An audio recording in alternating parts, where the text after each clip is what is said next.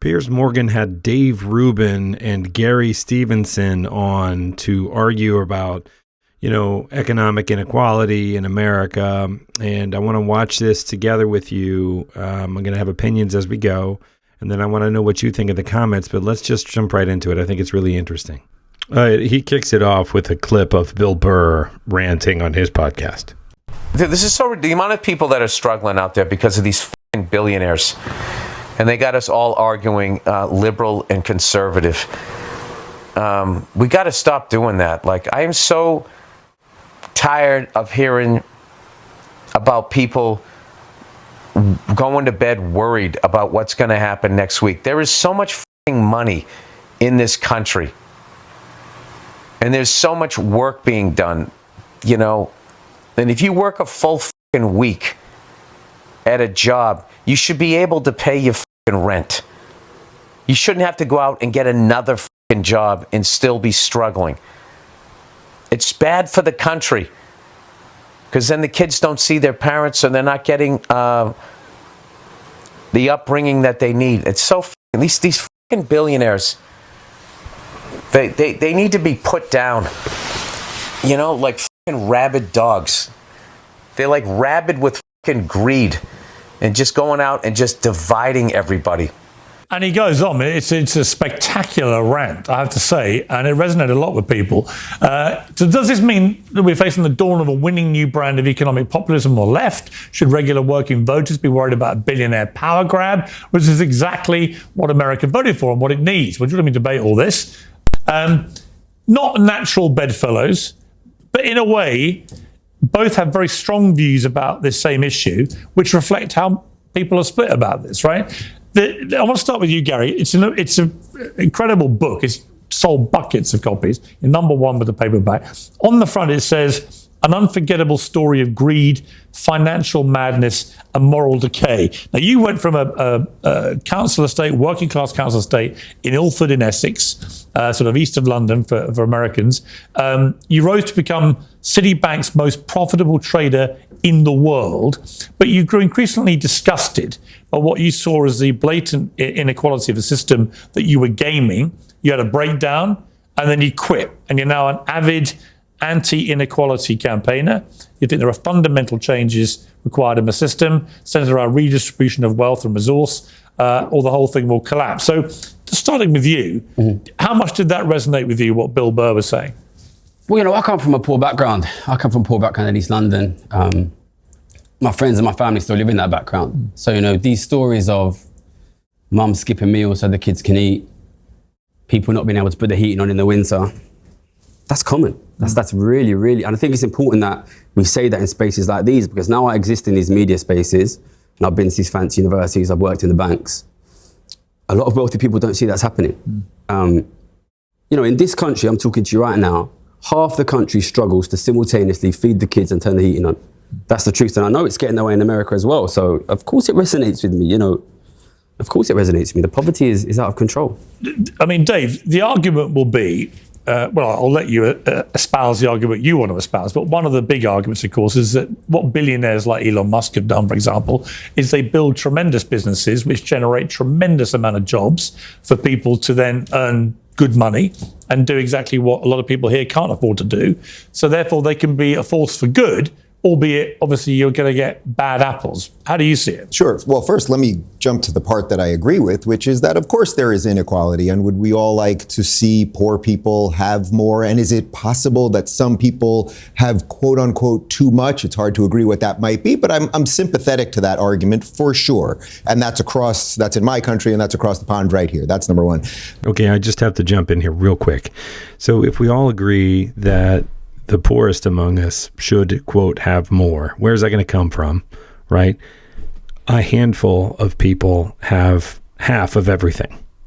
So, the obvious answer is that it's got to come from them somehow. The question really is the method that is going to free the most people and free the markets and allow people to flourish.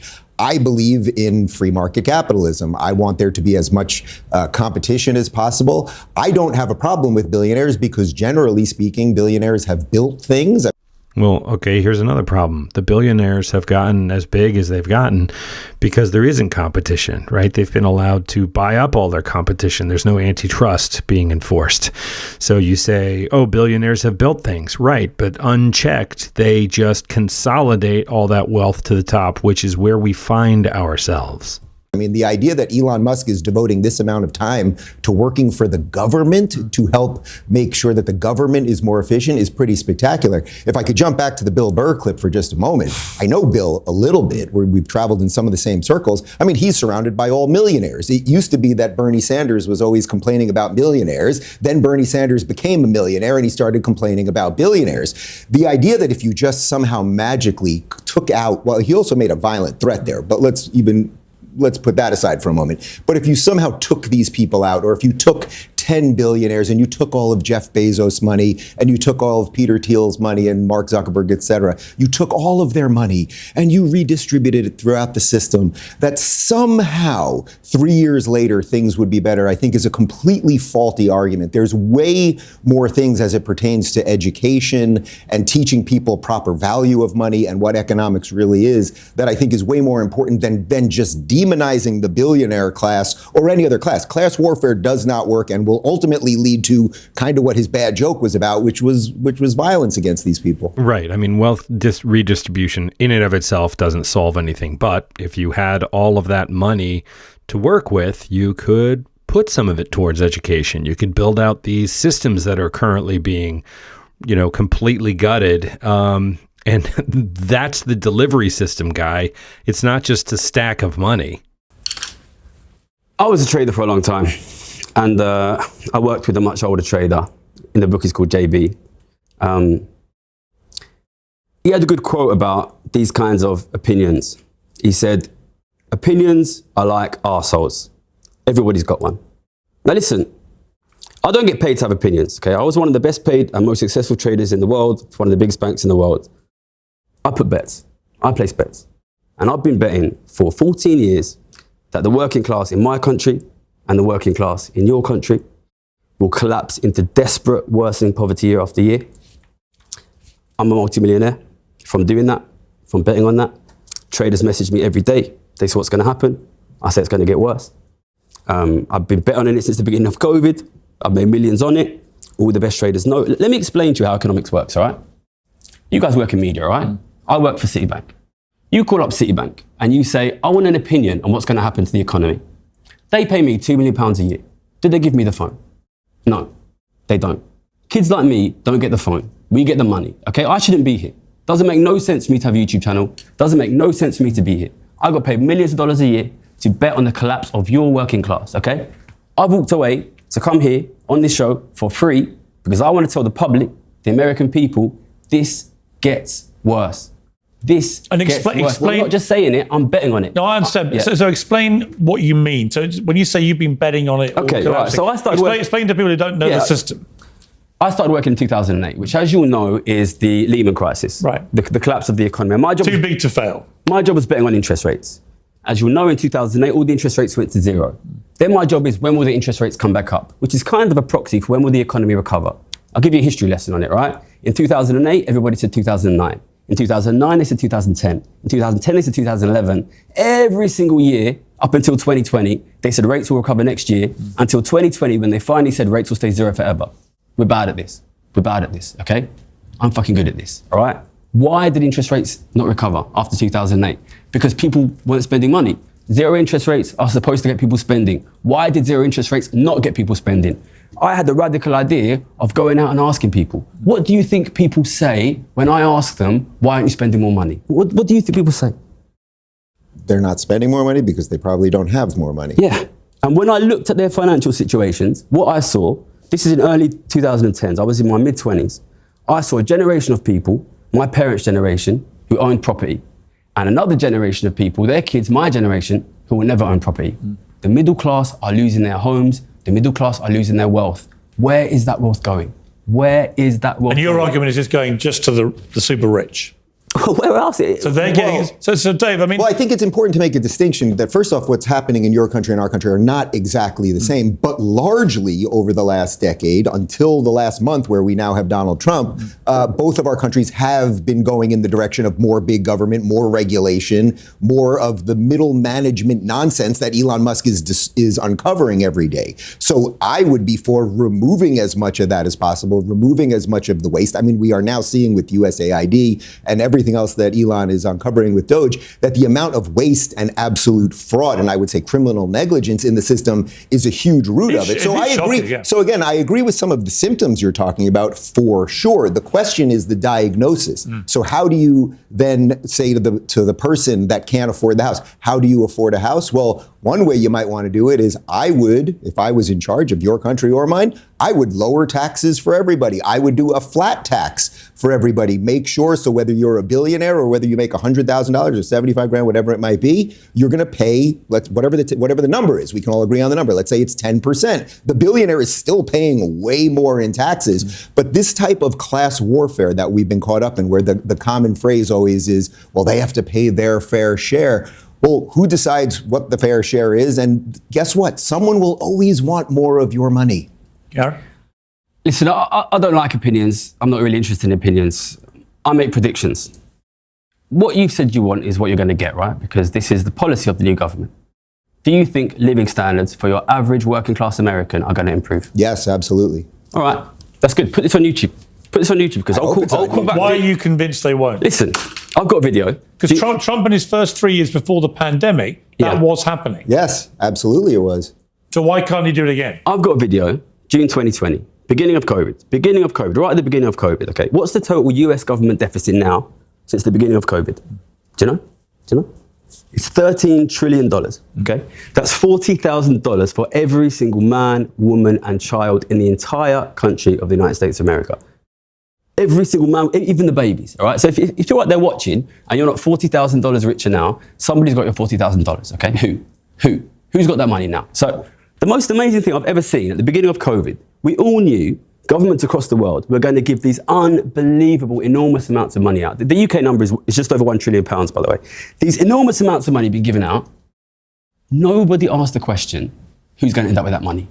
Nobody. This is $40,000 for every. Imagine if the government came and took $40,000 from everyone in the country.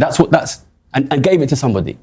Nobody did the analysis. I did the analysis. Can you point, if you know your history, can you point to a period in UK history, for example, where massively punishing rich people by massively taxing them has actually benefited the country? Listen, because I can't really. My dad was born in 57.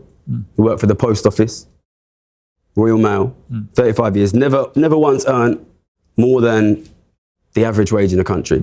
He was able to buy a house, support a family. My parents are retired now. They own their own property. They're financially secure. That's not possible now. He lived in an era where the top rate of tax was much, much, much higher. The 50s, the 60s, the 70s in the UK, in the US, the top rate of tax on large estates was significantly higher. And in that time period, it's not a coincidence, ordinary people could afford to buy houses. They could afford to, listen, this is not normal, okay? Read your history, right? You read Charles Dickens?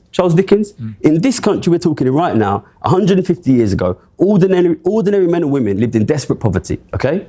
That's going to happen again. That is what, it's not normal. Hold on, but making the argument that 40 or 50 years ago the tax rates were higher and somehow that made things better. First off, times change. The giant middle bureaucratic state that Donald Trump is constantly fighting was not nearly as big 50 years ago. So again, I'm talking about this from an American perspective. As we're uncovering this waste, the idea that, only if we took 10% more or 20% more from this person or that person, I don't think makes sense. As it pertains to COVID, I would say, yes, COVID was a giant wealth transfer from the poor to the rich. I was against lockdowns. I was against putting people out of work. I was against virtually all of the regulations after 2 weeks to slow the spread. So again, that's got giant government programs creating the conditions that create all of the economic and social and cultural problems that we have. So the solution to that, I think, is exactly what we have seen for the last month, which is let's deregulate, let's figure out where the fraud is, let's give people more of a chance